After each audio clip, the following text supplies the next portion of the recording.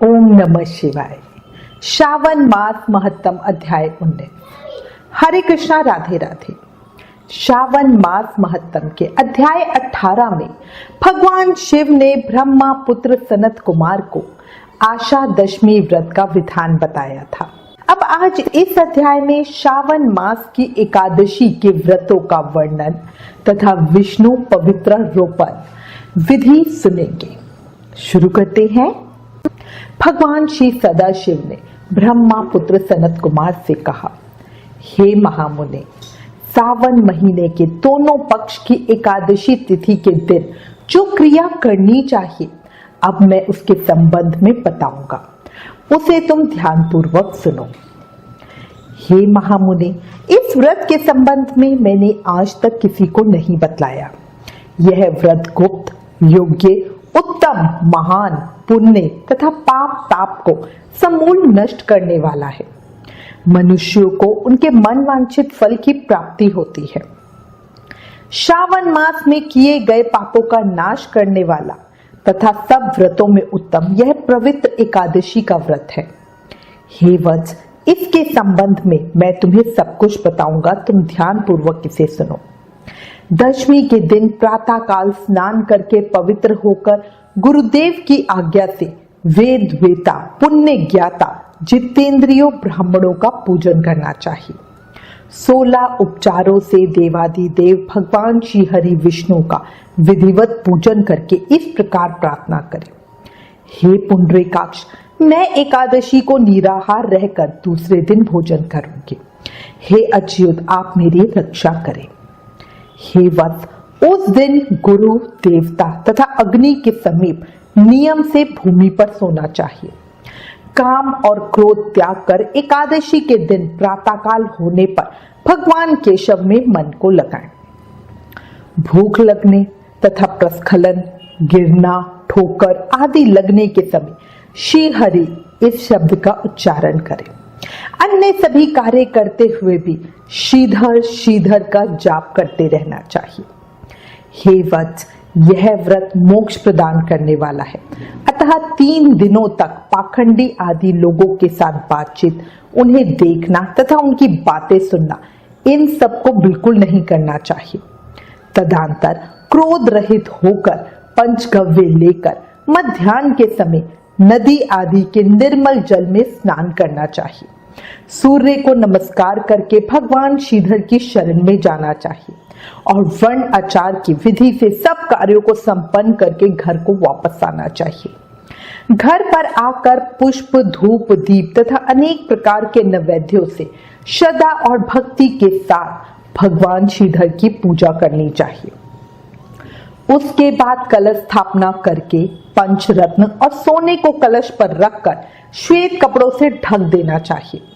फिर शंख, चक्र, गदा युक्त देवादिदेव श्रीधर की प्रतिमा स्थापित कर उनकी पूजा करें। रात में गीत, वाद्य तथा कथा कहते सुनते हुए रात्रि जागरण करना चाहिए। इसके बाद विमल प्रभात होने पर द्वादशी के दिन विधिवत पूजन करके कृतकृत्य होकर बुद्धिमान को चाहिए कि श्रीधर नाम का जप करे। इसके बाद उन शंख चक्र तथा गदा धारण करने वाले देवादिदेश श्रीधर की पुनः पूजा करें और स्वर्ण, दक्षिणा सहित कलश ब्राह्मण को दान दे। उस समय ब्राह्मण को विशेष करके नवनीत यानी मक्खन अवश्य प्रदान करें। इस प्रकार प्रार्थना करें और कहें, भगवान श्रीधर, आज आप मुझ पर प्रसन्न हो और मुझे उत्तम लक्ष्मी प्रदान करें। हे मुनि श्रेष्ठ, इस प्रकार उच्चारण करके जगत गुरु श्रीधर से प्रार्थना करके ज्येष्ठ ब्राह्मणों को भोजन करा के अपने सामर्थ्य अनुसार दक्षिणा देनी चाहिए।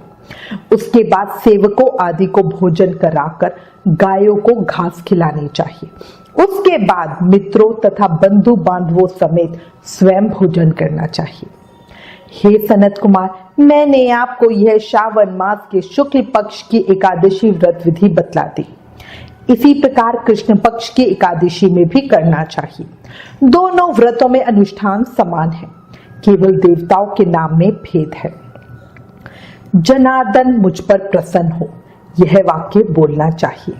शुक्ल पक्ष एकादशी के देवता श्रीधर हैं और कृष्ण पक्ष एकादशी के देवता जनार्दन हैं। हे सनत कुमार, यह मैंने आपसे दोनों एकादशियों के व्रत का वर्णन कर दिया। इस एकादशी व्रत के समान पुण्य व्रत ना तो कभी हुआ और ना होगा। आपको यह बात गुप्त रखनी चाहिए और दुष्ट हृदय वालों को नहीं प्रदान करनी चाहिए। इसके बाद भगवान सदाशिव पुनः बोले, हे सनत कुमार, अब मैं द्वादशी तिथि में होने वाले श्री हरि के पवित्रारोपण व्रत का वर्णन करूंगा। देवी पवित्रारोपण में मैं तुमको विधान के संबंध में बतला चुका हूं और अब श्री विष्णु पवित्रारोपण में विशेष विधि बतलाऊंगा। तुम इसे ध्यान पूर्वक सुनो। हे महामुनि, इस व्रत के लिए जो अधिकारी बताए गए हैं उसे आप सुनो। ब्राह्मण, क्षत्रिय, वैश्य, शूद्र तथा स्त्री, इन सभी को अपने धर्म में स्थित होकर भक्ति पूर्वक पवित्रारोपण करना चाहिए। द्विज को चाहिए कि अतो देवा अवंतु नो यतो विष्णु विचिक कर्महि पृथ्वीहा सप्त धमामि, इस मंत्र से विष्णु की पूजा करें। स्त्रियों तथा शूद्रों के लिए नाम मंत्र है जिसके द्वारा वे विष्णु की पूजा करें। इसी प्रकार द्विज, कड़दुद्राय इस मंत्र से पूजा करें। स्त्रियों तथा शूद्रों के लिए नाम मंत्र है जिसके द्वारा पूजा करें। सतयुग में मणिमय, त्रेता युग में स्वर्णमय, द्वापर में रेशम का और कलयुग में कपास का सूत्र पवित्रक के लिए बताया गया है। सन्यासियों को मानसिक पवित्रारोपण करना चाहिए। बनाए गए पवित्रक को सर्वप्रथम बांस की सुंदर टोकरी में रखकर शुद्ध वस्त्रों से ढककर भगवान के सम्मुख रखें और इस प्रकार कहें, हे प्रभु, क्रियालोक के विधान के लिए पवित्रा को ढका है। हे देव, आपकी प्रसन्नता के लिए मैं इसे करती हूँ। हे देव, मेरे इस कार्य में विघ्न न उत्पन्न हो। हे नाथ, मुझ पर दया कीजिए। हे देव, सब प्रकार से सर्वदा आप ही मेरी परम गति हैं। हे जगतपते, मैं इस पवित्रक से आपको प्रसन्न करती हूँ। ये काम, क्रोध आदि मेरे व्रत का नाश करने वाले ना हो। हे देवेश, आप आज से लेकर वर्ष पर्यंत अपने भक्त की रक्षा करें। आपको नमस्कार है। इस प्रकार कलश में स्थापित श्रीधर से प्रार्थना करनी चाहिए। फिर कलश पर रखे बांस के पात्र में रखे पवित्रा की नम्रता पूर्वक इस प्रकार प्रार्थना करनी चाहिए, हे पवित्रक, 1 वर्ष तक किए अर्चन से प्रसन्न होकर आप विष्णु लोक से यहाँ आए, अतः आपको नमस्कार है। हे देव, मैं विष्णु के तेज से उत्पन्न मनोहर, सभी पापों का नाश करने वाले तथा सभी कामनाओं को पूर्ण करने वाले इस पवित्रक को आपके अंग में धारण करवाती हूँ। हे देवेश, हे पुराण पुरुषोत्तम, आप मेरे द्वारा आमंत्रित हैं, अतः आप मेरे समीप पधारे, मैं आपका पूजन करूंगी। आपको नमस्कार है। मैं प्रातःकाल आपको यह पवित्रक निवेदन करूंगी। ये कहने के बाद पुष्पांजलि लेकर रात्रि में जागरण करना चाहिए। एकादशी के दिन अधिवासन करें और द्वादशी के दिन प्रातःकाल पूजन करें। पुनः हाथ में गंध, दूर्वा तथा अक्षत के साथ पवित्रक लेके ऐसा कहें, हे देवादिदेव, आपको नमस्कार है।